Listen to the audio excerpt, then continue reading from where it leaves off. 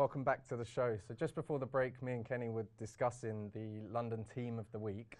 We got as far as talking about QPR, but I think Kenny doesn't want QPR to be team of the week. He doesn't feel they deserve it, despite winning their first away game of the season. So we'll have a mention of Dagenham and Redbridge as a potential team of the week. A win and a draw in the position that they're in. Oh, no. It's jumped them up the table. It's two good performances. And a brace from Jamie Curison, 39 years young. And two very good performances, two different performances. I thought the game against Portsmouth, I thought that was like kind of a six-pointer for them, to the extent that they had to avoid defeat at home, and I thought they did that very well.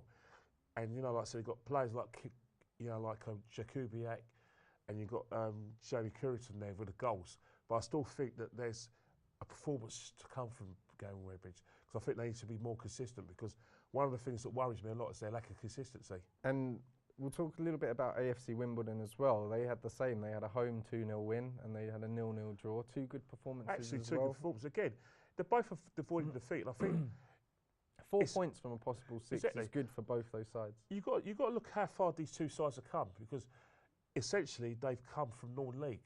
It's like when I was growing up, AFC Wimbledon didn't even exist 10 years ago, because NK Donks stole their clothes. And you've got Dagenham Redbridge. When I was growing up, Dagenham Redbridge was always a non-league conference side. For them to hold their own in League Two is fantastic. And I think getting the middle of the table was good seasons for both those sides. And then a final special mention for Watford. Two big wins for Absolutely. them in their promotion push. Two massive wins, especially to go to Brentford, a side that were above them. To beat them away and leapfrog them, it puts them in such a good position now. They are 5th in the table and closing in on the top. I totally agree with you, because if you look at Brentford's games as well, is that the Brentford game, Brentford play fantastic football. They got a player sent off. That's someone who I'll be dealing with later. And basically the situation is that Watford bided their time. They're defending in numbers.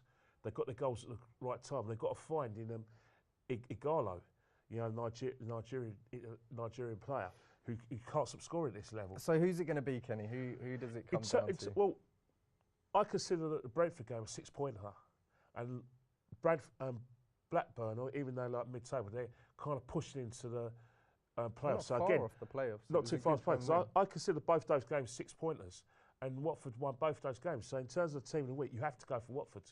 I will agree with that. Watford team of the week, well done. So we'll quickly go on now to our wooden spoon of the week. So the infamous award no one wants to win. Kenny, where do we begin? Because we've got a few contenders. Oh, we've got loads of contenders. Let's start with Adrian of West Ham. What was he doing? Well, the situation is that maybe are we being harsh in the audience to Adrian? Because I looked at the situation last night.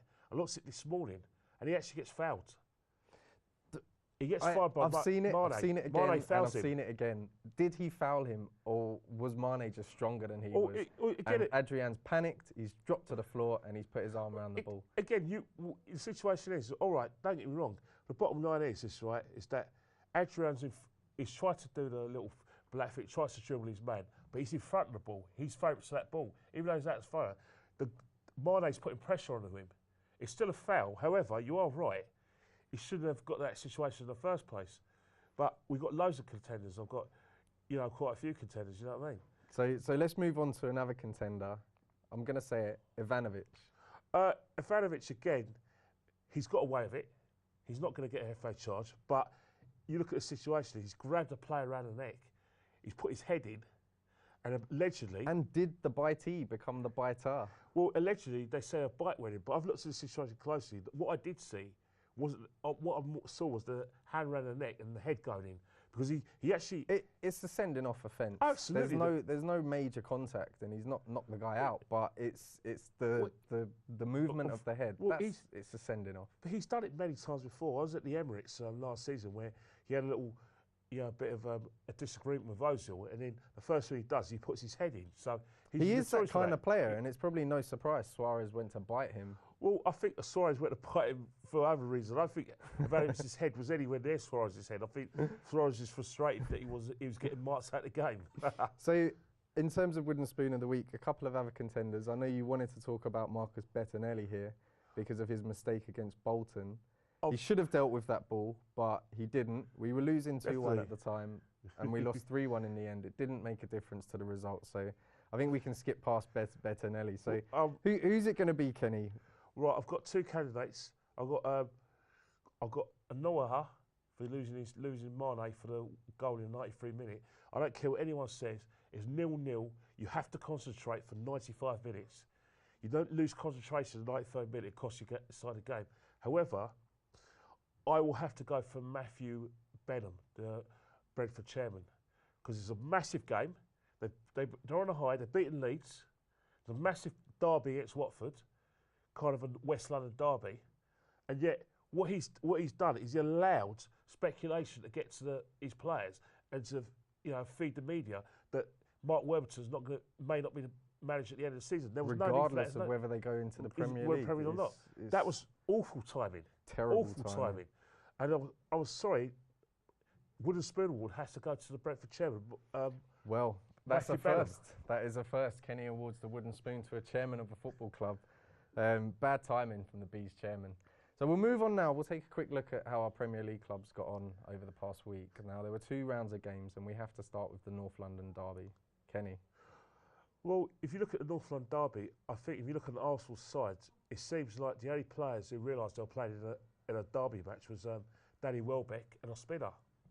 I think all the rest of the sides, all the rest of the players didn't realise or comprehend how big a game this was.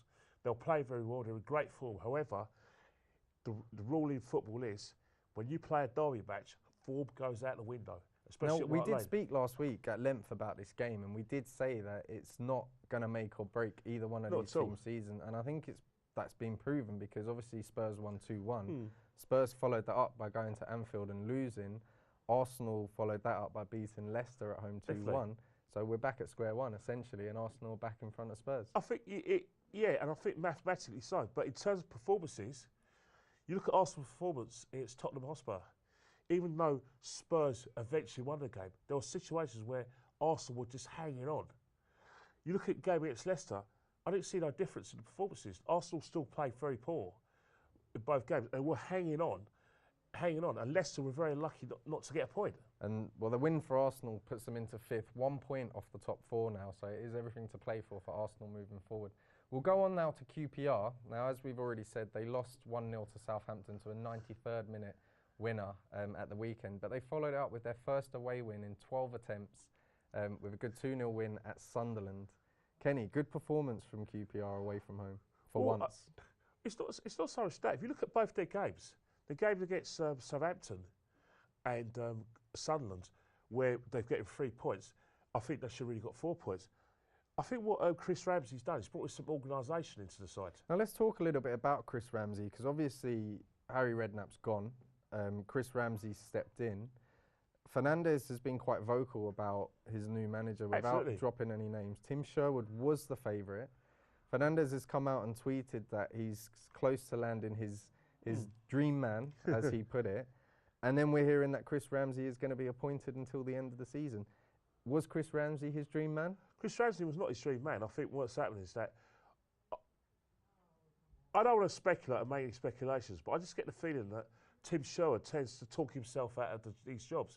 It's like he was favourite for the Palace job, and he goes to Crystal Palace. He said he wants to change the whole playing style, change this and that, and make so many changes. Or he wants a list of players he wants to buy. Crystal Palace haven't got money, so he's talked himself out of that job, and then he's linked with other jobs where he doesn't get. And then I don't know what negotiations are between with Fernandes, but it looks like he's talked himself out of another job. I'm not sure Fernandes even wanted him to begin with. Well, I think Fernandes did have his eyes on Laudrup. Yeah, and definitely. I think Laudrup was his dream man that he's not been able to get, so he's making do with Chris Ramsey, because I think Chris Ramsey does have the respect of the players. He is very much in there with the players, and they seem to look up to him, and there's been a lot of positive comments coming from QPR. But you and I know one thing is, right, when your coach becomes your manager, you want him to be your manager because he's your go-to man. He puts an arm around your shoulder, tells you you're brilliant. What happens when he has to leave you out, the team? What happens then, eh? Could cause problems. Could cause problems, definitely. Watch this space. So we'll move on now. We spoke briefly there about Crystal Palace, so let's move on to them. Now, Alan Pardew's had a fine start for Crystal Palace. He's won 5 of his first 7 matches. They went to Leicester and they won 1-0 at the weekend, and they followed that up with a home draw 1-1 against Newcastle, his old club. They're not doing too badly. Not at all. Again, whenever a manager, all players want is clear instructions and organisation. Pardew has got that side organised. I always got a feeling with Neil Warnock that it was a very good motivator to the players, and he was very good in terms of getting up for the big games against Liverpool, Spurs away. However, when it comes to those little 6-pointers and getting them all the organisation, I didn't see much organisation the way Crystal Palace played under Warnock. And I've got that, and you get a feeling with Warnock, maybe the Premiership, he's not up to the Premiership. Well, we'll move on now and we'll take a look at the last couple of games. We've got West Ham. They drew 1-1 with Manchester United and followed it up with a 0-0 draw at Southampton. Now, on paper, that looks like 2 decent points for West Ham, but based on their performance against Manchester United, they should have won that game. The thing about it, right, is that I think it's a myth about that game. It's a myth. I watched the game, and everyone says about West Ham are unlucky. Yes, they had a good first half, and they scored when they should have. They scored it early on in the second half, and they played very well. But let's not discount Man United. I've heard a lot of criticisms about how Man United play. If you look at the chances in those games, Man United had most of the chances. They had most of the attacks. They had most of the clear-cut chances. It's only because Man United scored in the 93rd minute, West Ham should have won the game, unlucky. But don't buy into it. Watch the game again. Trust me. You watch that second half. I saw the West game, Ham and I don't think that... would have been lucky to win that. I think bar Falcao's chance where he's gone completely through and he's chosen his wrong foot. But Percy's had a chance where Adrian saved with his foot. Man United are actually pressing their goal after West Ham go in front. Were they really unlucky? Yeah, West Ham scored in the 93rd minute, but in the second half, Man United completely dominated the game. Well, I think West Ham should have seen that game off. We have to agree to disagree. We'll agree to disagree on that one. We'll talk briefly about Chelsea. Obviously, we spoke about them earlier, but they did beat Aston Villa 2-1 and then followed it up with a 1-0 win at home to Everton. They let Aston Villa score their first goal in 11 hours. I don't know, and it was a header as well. You have a minute to sum this up, Kenny. All I've got to say is that sign of champions. You play badly, you play differently, but when you've got match winners like Hazard, Oscar, Costa, and you've got Willian who chips in a few goals, 6 points. They're now 7 points clear at the top of the table. Champions? Not quite yet. There's still a few banana skins. They've still got some good teams to play. And Man City are still rampant. If Man City had better home form, maybe they'll be neck to neck. Can you see Chelsea dropping 7 points and letting City back in? You can never say never. Remember before, we thought Chelsea wouldn't lose a game. Chelsea were back, was it nearly 10 points in front? I think it was 9. 9 points, and Man City got it virtually level packing. So I don't see any reason why they can't do it again. Good stuff. So join us after this break where we're going to take a closer look at our London clubs a bit further down the leagues.